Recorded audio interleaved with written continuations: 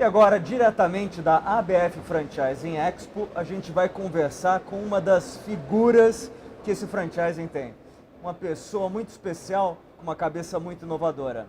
Para falar com a gente aqui está o Arthur Hipólito, que é um dos fundadores da Zion, né, Arthur? Sim, Pedro. Você é uma das primeiras iniciativas de micro franquia. Sim, na verdade, quando nós iniciamos as nossas primeiras operações em 2008, esse tema não fazia parte da pauta do franchise brasileiro. E com o desenvolvimento das franquias de baixo investimento e home-based, ela acabou levando, por consequência, a entendermos como funcionavam as franquias de baixo investimento e home-based ao redor do mundo. E descobrimos um novo tipo, uma nova característica que vem se transformando gradualmente em diversos países e que no Brasil virou um fator importante da própria história do franchise hoje, que é exatamente a configuração das micro franquias. Franquias de baixo investimento, franquias em que a pessoa investe até R$50 mil e franquias que permitem a quem quer ter uma oportunidade de ter um negócio, iniciar com uma marca, iniciar com suporte operacional, iniciar com suporte de marketing, comercial, enfim. A gente proporciona ao candidato as ferramentas que normalmente o pequeno empreendedor não tem. Arthur, você tem um histórico no franchising de longa data. Você passou pela Wizard, pela WorkTech, tem mais alguma empresa que você trabalhou? Na verdade, eu iniciei a minha carreira no franchising quando a Subway veio para o Brasil na sua primeira vinda. Você foi franqueado da Subway? Fui franqueado da Subway, num momento difícil daquela empresa no país. Foi um momento em que as operações praticamente fecharam no país e agora com a sua retomada. Eu acho que era a empresa certa numa época errada, num momento difícil, talvez com massa hoje franqueada. Ela está super bem. Uma marca maravilhosa, um produto maravilhoso, que eu tenho certeza que o crescimento... Você começou a tua vida no franchising como franqueado? Na verdade, além de ser franqueado, eu era um agente de desenvolvimento de área, o que seria uma espécie de subfranqueador ou master franqueado regional, que é uma figura muito comum nos Estados Unidos, né? Mas foram momentos difíceis. E teve uma experiência dura, né? Uma experiência muito dura. Que a marca saiu do Brasil.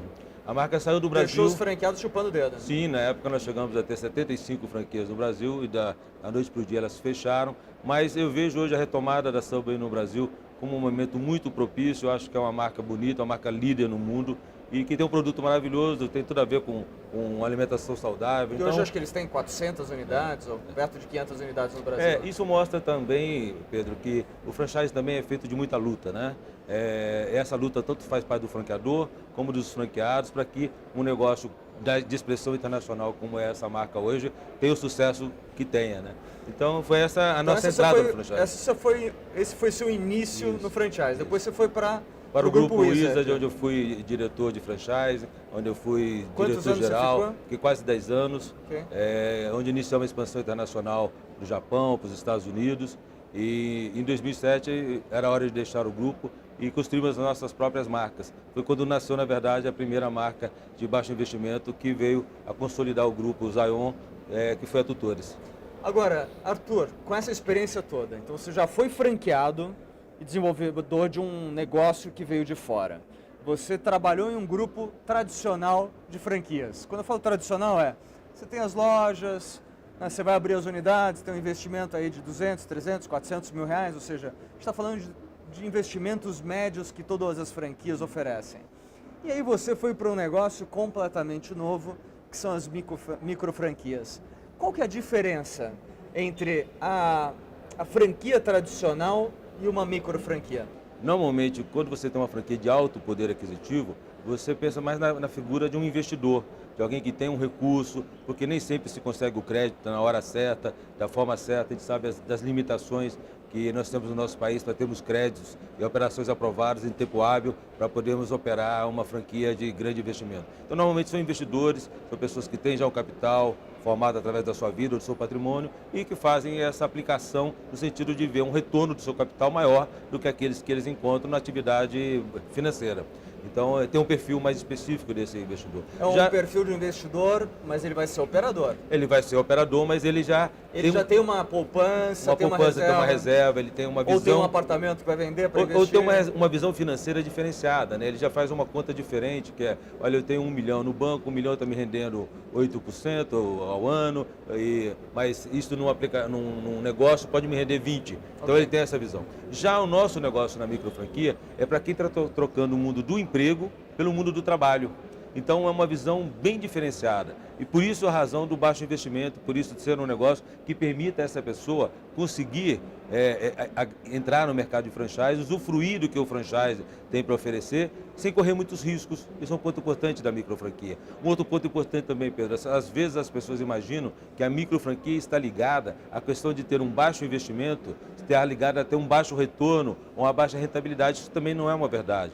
Nós temos franqueados nossos, de uma das nossas marcas, por exemplo, da Home Angels, que é uma marca de cuidadores de idosos, que a pessoa fatura R$70 mil por mês, já tem 45 cuidadores. Veja, são números de gente grande, são números de muitas franquias de investimentos aí de 300, 400, meio milhão de reais. No entanto, a pessoa investiu R$15 mil.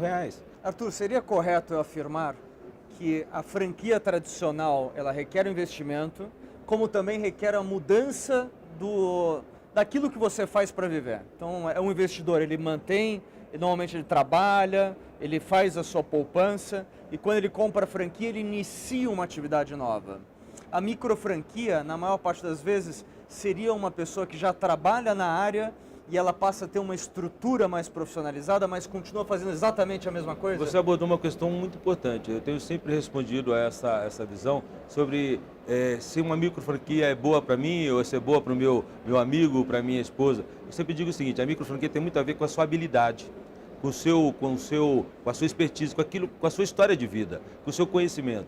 Então, você às vezes detém um conhecimento técnico, mas você não consegue juntar as peças de um jogo de xadrez que você tenha o conhecimento comercial, o conhecimento de marketing, o conhecimento em gestão de pessoas, o conhecimento jurídico, para você juntar isso e fazer no negócio. Então, isso traz uma evolução de pessoas, de profissionais da área de construção, da área de enfermagem, da área da educação, que passam a ter a chance de ter o seu negócio. Essa abordagem é exatamente a microfranquia. Ou seja, é uma pessoa técnica que já está fazendo a profissão, já tem aquela experiência, mas não tem todas as competências que um empresário tem. Sim. Mesmo que seja um empresário de você mesmo, né? Sim, a maioria dos microfranqueados tem essa competência técnica desenvolvida. É lógico que às vezes, como foi comum no Brasil, Pedro, alguns anos atrás, nós vivíamos num país onde as pessoas tinham que fazer uma faculdade, não importasse qual fosse. Então é comum, às vezes, você encontrar pessoas das faixas dos seus 40 a 45 anos que fizeram uma determinada faculdade, trabalharam numa determinada área,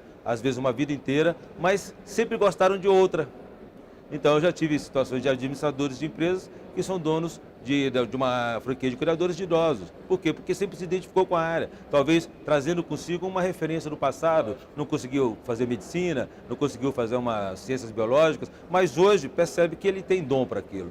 Tem, por exemplo, um caso até interessante, uma socióloga que se identificava com a área de manutenção predial. E a nossa franqueada da Doutor Faz Tudo em Belém do Pará.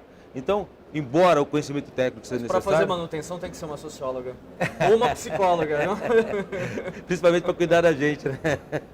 Arthur, essa mudança de 2007 que começou no Brasil, acho que principalmente com vocês, já havia alguma movimentação de microfranquias no que tange investimentos menores, mas não uma organização, uma disciplina, um segmento estruturado para isso.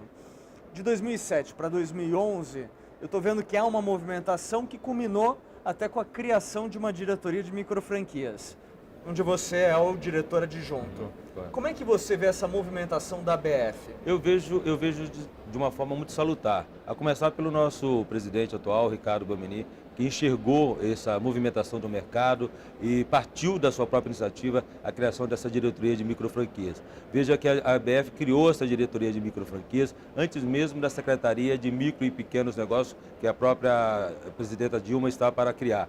Por quê? Porque enxergou que já havia um movimento crescente, havia um espaço muito grande de pessoas querendo conhecer mais desse assunto. Portanto, a ABF, mais uma vez, vem mostrando para a sociedade que é uma entidade de vanguarda através dos seus líderes e que permitem espaços plurais, porque isso tem uma importância muito grande. Às vezes você tem um franqueador que vem de uma empresa grande, uma empresa multinacional, com ações na Bolsa de Nova York, e ao mesmo tempo a percepção da importância da microfranquia como um processo social, como um processo que aproxima a ABF da sociedade, que aproxima o setor e dando mais oportunidades para que diversos pequenos empreendedores façam a mudança desse país. Arthur, o que a gente pode esperar de você como diretor da área de micro franquias dentro da BF e como é que a gente pode pensar e planejar o futuro dessa atividade para os próximos anos? Nós temos contado com o apoio muito grande do presidente da BF, temos contado com o apoio muito grande do staff da BF, na figura do seu diretor Ricardo Camargo,